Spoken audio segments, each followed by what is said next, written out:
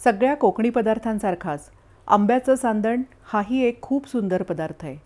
सौम्य चवीचा, सुबक दिसणारा आणि हेल्दी. याला न फार काही तेल तूप लागत, न केशर वेलची काजू बदाम.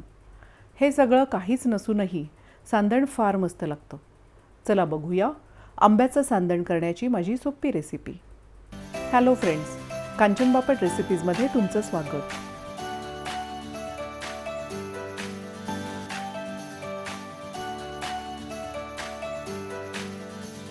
सांदण करण्यासाठी हे सगळं मोजकं साहित्य लागतं.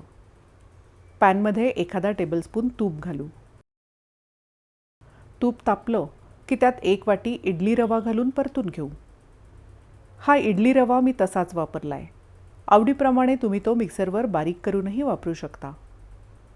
सांदण करण्यासाठी इडली रवा वापरणं खूप सोपं पडतं, पण आंबेमोहर किंवा बासमतीसारख्या सुगंधी तांदूळाचा रवा काढून त्याचंही सांदण करता येतं. तांदूळ धुवून वाळवून घरच्या घरी मिक्सरवर रवा करून ठेवता येतो. असा रवा 2-4 महिने सहज टिकतो. आपण मंद गॅसवर रवा भाजतोय. आता रवा भाजला गेल्याचा छान खमंग वास येतोय. आपण गॅस बंद करून पॅन खाली उतरवून घेऊ. पॅनमध्ये अर्धी वाटी गूळ आणि 1 वाटी ओलं खोबरं घालून थोडं मिक्स करून घेऊ. यात 1 वाटी आंब्याचा रस घालू. चिमूटभर मीठ घालून मिक्स करू. मिश्रण किती ओलसर आहे याचा अंदाज घेऊन यात दूध घालू.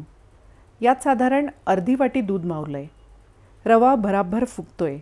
आपण अजून थोडं दूध घालून मिक्स करू. हे पहा, मिश्रण आत्ता इतकं पातळ आहे. आता मिश्रण असंच झाकून ठेवू. आपण आंबा रव्याचं मिश्रण झाकून ठेवलं होतं, त्याला 1-1.5 तास झाला आहे. हे बघा, मिश्रण हे असं इतपत घट्ट आहे.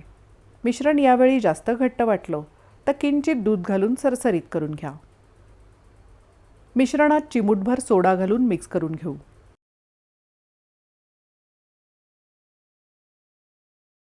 तूप लावलेल्या पॅनमध्ये मिश्रण ओतू. मिश्रण एकसारखं करून घेऊ. कुकरमध्ये थोडं पाणी घालून त्यात पॅन ठेवू.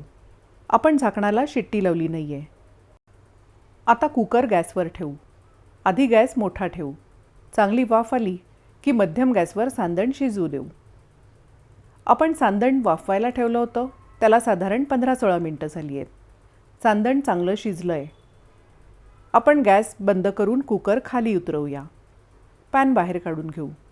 यावर जाळी ठेवून सांदण गार होऊ देऊया. साधारण 1-2 तास झालेत. सांदण गार झालं आहे. तसं सांदण सुटून आलेलं दिसतंच आहे, पण तरी यात बाजूनी सुरी फिरवून घेऊ. आता यावर प्लेट घालून सांदण उलटवून घेऊ. थोडं थापटून पॅन काढून घेऊ. वाव, हे बघा किती सुंदर दिसतंय सांदण. आता सांदण कापून घेऊ. सांदण जर चपटं असेल तर वडीसारखं चौकोनही कापता येतं, पण मला ते असं त्रिकोणी कापलेलं जास्त आवडतं. बघा किती मस्त झालं आहे सांदण. सांदण नारळाचं दूध किंवा तुपाबरोबर खाल्लं जातं. सांदण ताजं खायला तर छान लागतंच, पण दुसऱ्या दिवशी याची चव अजून खुलते. सांदण परफेक्ट होण्यासाठी कांचन बापट रेसिपीजच्या या काही खास टिप्स लक्षात ठेवा. मी आधी सांगितल्याप्रमाणे सुवासिक तांदूळाचा रवा किंवा इडली रवा या दोन्हीपैकी काहीही वापरू शकता. गुळाचं प्रमाण मी कमी घेते. सांदण थोडं अगोड छान लागतं, पण आवडीप्रमाणे तुम्ही थोडा अजून जास्त गूळ वापरू शकता. नारळाचं प्रमाणही आवडीप्रमाणे थोडं कमी जास्त करता येऊ शकतं. साध्या दुधाऐवजी शक्य असेल तर नारळाचं दूध वापरा. यामुळे सांदण अजून चविष्ट होतं. मला आंब्याच्या पदार्थात केशर वेलची आवडत नाही. तसंच सांदण करताना मी ड्रायफ्रूट्सही घालत नाही, पण आवडीप्रमाणे तुम्ही हे सगळं घालू शकता. सांदण फार हलकं व्हायला नको असेल तर सोडा वापरला नाही तरी चालू शकतं. सोडा न वापरल्यामुळे सांदण थोडंसं घट्टसर होतं. सांदणात फार जास्त रेषा असलेला आंब्याचा रस वापरू नका. जर रेषा असलेला आंबा असेल तर रस गाळून घ्या.